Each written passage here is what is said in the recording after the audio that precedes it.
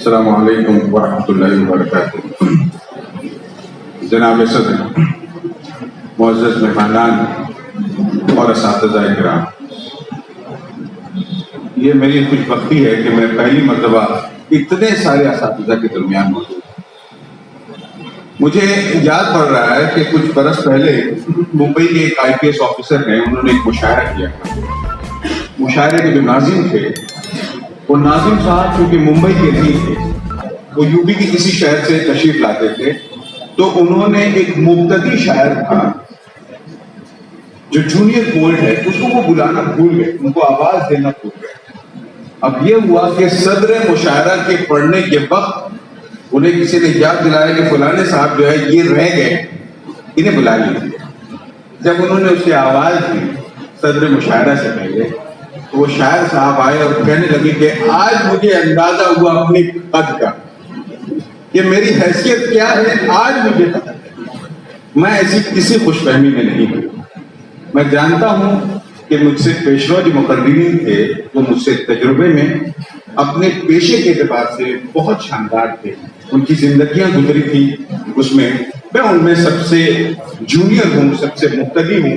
تو اگر آپ یہ سوچ رہے ہوں گے کہ یہ آدمی جو آیا ہے یہ شاید جو اب تک باتیں ہوں گی ان سے بہت زیادہ بہتر بات کرے گا، تو یہ آپ کی خام خیالی ہے۔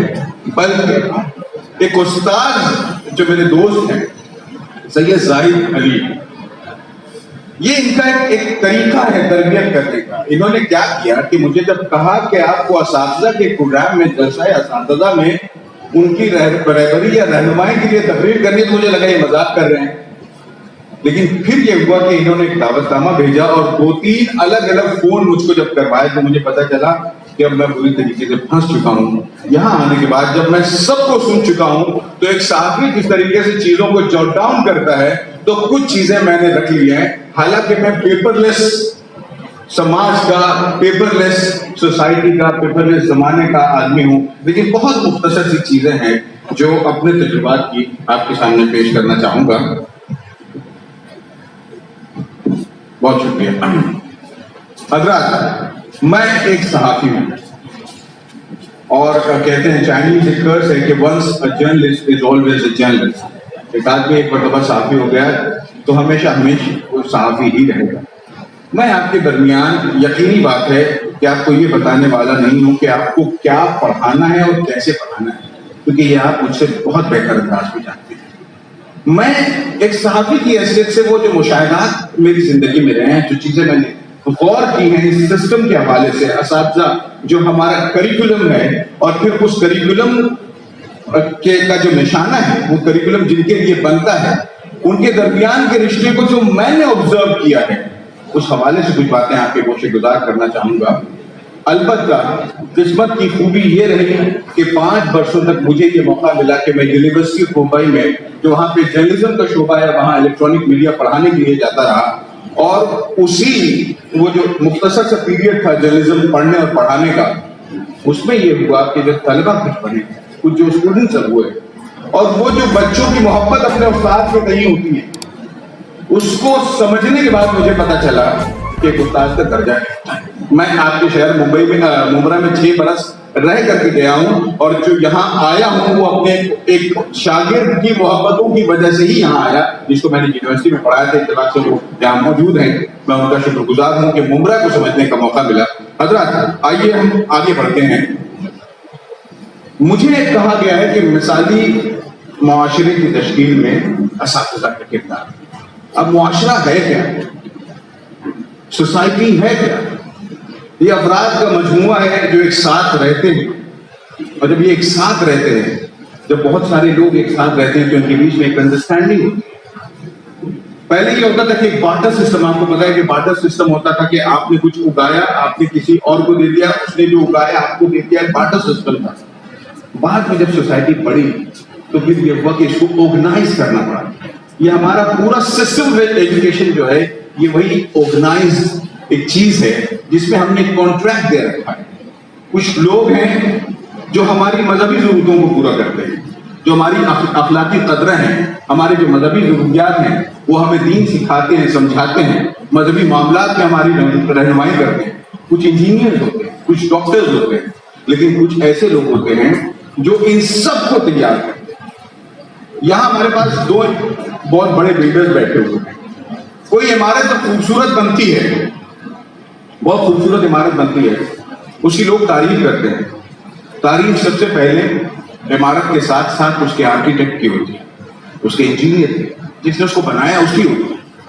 لیکن جب یہ عمارت کسی وجہ سے ڈھہ جائے، یہ مسمار ہو جائے، اس میں کوئی عیب آ جاتا ہے، تو پھر الزام بھی وہی تھا. انہی لوگوں پہ الزام دھرا جاتا ہے جنہوں نے اس عمارت کو بنایا تھا. اور میں یہ کہوں کہ بہت خوبصورت جب عمارت ہوتی ہے تو آپ اس کے ایلیویشن کی تعریف کرتے ہیں، آپ اس کے انٹیریئر کی تعریف کرتے ہیں، لیکن جب وہ عمارت کسی وجہ سے مخدوش ہوتی ہے تو آپ الزام تعمیر پہ، بنیاد پہ دیتے ہیں. آپ کہتے ہیں کہ اس کی بنیاد صحیح نہیں تھی. کوئی یہ نہیں کہتا کہ اس کی کھڑکی صحیح نہیں تھی اس لیے یہ عمارت ہے. آپ کہتے ہیں کہ اس کی بنیاد جو ہے وہ صحیح نہیں تھی اسی لیے یہ عمارت ہے. اساتذہ کے حوالے سے یہ ہوتا ہے کہ جب بھی ان کے حوالے سے بات ہوتی ہے تو سماج ان کے اوپر انگلی سب سے پہلے اس لیے اٹھاتا ہے کیونکہ سماج کی اساس یہی ہے، یہ بنیاد ہے، یہ بنیاد گر ہے، یہی بنیاد بتاتے ہیں. تو ظاہر سی بات ہے کہ جب عمارت مخدوش ہوگی تو سب سے پہلے اکاؤنٹیبلٹی وہ اساتذہ کی جائے. ایک اچھا ڈاکٹر، ایک اچھا انجینئر، ایک اچھا صحافی، ایک اچھا بزنس مین، یہ سماج میں جو بھی کام کرے ان سب کو بنانے والا اگر کوئی ہے تو وہ استاد ہوتا ہے. یہاں بہت ساری اہم باتیں ہیں. ہماری اردو اسکولوں میں سائنس کا پریکٹیکل کتنا ہو رہا ہے؟ اگر ہمارے اسکولوں میں سائنس کا پریکٹیکل نہیں ہوگا تو ہم اے پی جے عبد الکلام کہاں سے؟ دوسری اہم بات ہو رہی تھی ابھی ارسطو کی. آپ کے پاس ارسطو جیسا استاد نہیں تو سکندر کہاں سے آیا گا؟ جوتی با پھلے نے جب اپنی تحریک شروع کی تو اساتذہ کو کیوں شامل کیا؟ بے پناہ ضروری چیز یہ ہو چکی ہے کہ پہلی بات تو ہم تعلیم کے نظم العین کو سمجھیں. میں جرنلسٹ تھا 2006 کی بات ہے، بہت دلچسپ واقعہ ہے. آئیڈیل اسکول ٹرامبے جیسی بستی میں آئیڈیل اسکول ہے، آپ لوگوں نے نام سنا ہوگا. وہاں پہ ایک جسمانی طور پہ انتہائی معذور بچہ، انتہائی یعنی وہ اپنے بل بوتے پہ چل کر نہیں سکتا تھا. اس بچے نے 74% حاصل کر کے، کیونکہ معذوروں کی میرٹ لسٹ الگ ہوتی ہے، اردو میڈیم کا بچہ تھا. 74% حاصل کرنے کے بعد اس بچے نے یہ کیا تھا کہ میرٹ لسٹ میں، معذوروں کی میرٹ لسٹ میں ٹاپ کیا تھا. میں ایک صحافی کی حیثیت سے اس کا انٹرویو کرنے گیا. جب میں اس کے گھر پہنچا ہوں تو بہت چھوٹا سا مکان تھا، اس کا باپ کارپینٹر تھا. اس کے باپ سے میں نے پوچھا کہ بچہ آتا جاتا کیسے؟ تو اس نے کہا کہ میں اسے لاتا لے جاتا ہوں. میں نے کہا آپ کیسے لاتے لے جاتے؟ تو کہنے لگا کہ اپنی پیٹھ پہ لاتا. تو میں نے کہا روز آنا؟ تو کہنے لگا میرا صرف یہ بچہ معذور نہیں ہے، میری ایک بیٹی بھی ہے وہ بھی معذور ہے، اور میں ان دونوں بچوں کو روز آنا اپنی پیٹھ پہ لاد کر کے لے کے جاتا ہوں. میں حیران تھا. اس نے کہا کہ میں نے اپنا کام اپنے گھر کے قریب کر لیا تاکہ اپنے بچوں کو لے جا سکتا. اس سے میرا ایک تعلق بن گیا. 2 سال کے بعد مجھے ایسا لگا شاید اس بچے کا 12ویں کا رزلٹ آیا ہو. میں نے اس کو فون کیا، میں نے کہا کیا حال ہے بھائی؟ کہنے لگا میں اچھا ہوں. میں نے کہا کیا حال ہے بچے کا؟ کیا 12ویں کا رزلٹ تھا؟ وہ رونے لگا. اس نے بتایا کہ میرا بچہ مر گیا ہے. تو میں نے کہا بہت افسوس ہوا مجھے سن کر کے، اور میں تسلی کے الفاظ بولنے لگا. تو اس نے مجھ سے کہا کہ مجھے پتا تھا کہ میرا بچہ مر گیا.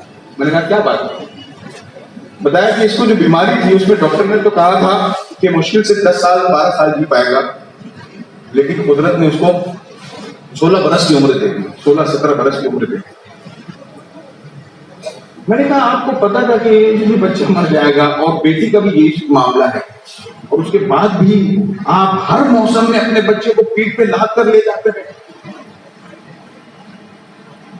اس بڑھئی نے جس کا کام دروازے بنانا ہے، جو کسی یونیورسٹی کا پڑھا ہوا نہیں، وہ مجھ سے کہتا ہے کہ کیا تعلیم صرف ایسی ہی اولاد کو دینی ضروری ہے جو بعد میں بڑے ہو کر کے ہم کو پالے؟ تعلیم ایک نسل ہے، یہ انسان کی ضرورت ہے. یہ پھر وہی بات ہے کہ منصب جتنا بڑا ہے انسان اتنا. اللہ نے انبیاء کو استاد بنایا تھا اس لیے ان کا احتساب بھی بہت شدید تھا، آپ کے ساتھ بھی. اور یقین جانیے اکثر یہ ہوتا ہے کہ اساتذہ کی تنخواہوں کی بات ہوتی ہے، ان کی سیلریز کی بات ہوتی ہے. اللہ کے کرم میں بہت ہینڈسم سیلریز ہیں ان کی. 50,000 روپے کمانا، یہاں پہ بیٹھے ہوئے جو عام لوگ موجود ہیں، میں کہہ رہا ہوں آپ سے، 50,000 روپے کمانا ہر مہینہ تسلسل کے ساتھ انتہائی مشکل کام. ہم جیسے لوگ جو فیلڈ ہیں، جرنلسٹ ہیں، ڈاکیومنٹری فلمز بناتے ہیں، لیکن ہر مہینے ایک فکس پیسے کا آنا کتنا مشکل ہے ہم جانتے ہیں. لیکن میں یہ بھی کہہ رہا ہوں کہ وہ جو ذمہ داری آپ کو دی گئی ہے، اگر آپ اس کو نبھا رہے ہیں تو جو آپ کو دیا جا رہا ہے وہ کم دیا جا رہا ہے.